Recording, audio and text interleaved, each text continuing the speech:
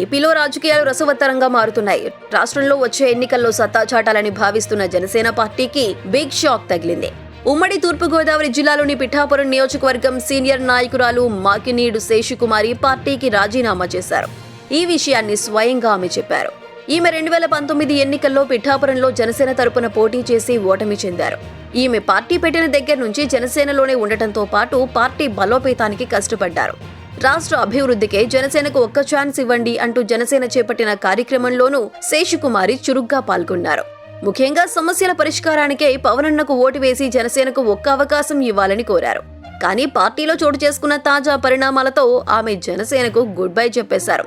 అంతకుముందు ఎన్నికల్లో ఓడిపోయినా పార్టీని వదిలేయకుండా నియోజకవర్గంలో కష్టపడుతూనే ఉన్నారు. 2024లో టికెట్ను ఆశించిన ఆమెకు మొండి చేయి చూపించారు. అంతకుముందు టికెట్ విషయమే మాట్లాడాలని శేషుకుమారి ప్రయత్నాలు చేసినా ఫెయిల్ అయ్యాయని సమాచారం. కష్టపడిన నేతలకు ప్రాధాన్యత ఇవ్వకపోవడంతోనే పార్టీని వీడుతున్నట్టు సమాచారం. జనసేన అధినేత పవన్ ఆలోచనలు విచిత్రంగా ఉంటాయి. పార్టీలో తనకు తప్ప ఇంకెవరికీ ప్రాధాన్యత దక్కకూడదన్న ఆలోచనతో పవన్ ఉంటారు. ఈ నేపథ్యంలోనే మాకినేడు శేషుకుమారి ఇవాళ సీఎం జగన్ సమక్షంలో తాడేపల్లి క్యాంపు కార్యాలయంలో వైసీపీ తీర్థం పుచ్చుకోనున్నారు. గత కొంతకాలంగా జనసేనకు దూరంగా ఉంటున్న శేషుకుమారి వైసీపీలోకి వెళ్లాలని నిర్ణయం తీసుకున్నారు. అయితే ఈ విషయంపై జనసేన సైనికులు స్పందించారు. శేషుకుమారి వైసీపీలోకి వెళ్లినా తమ పార్టీకి నష్టం లేదనే అభిప్రాయం వ్యక్తం చేస్తున్నారు. కాగా ఇప్పటికే పిఠాపురం నుంచి చాలా మంది జనసేన నేతలు వైసీపీలోకి వెళ్లిన సంగతి తెలిసిందే.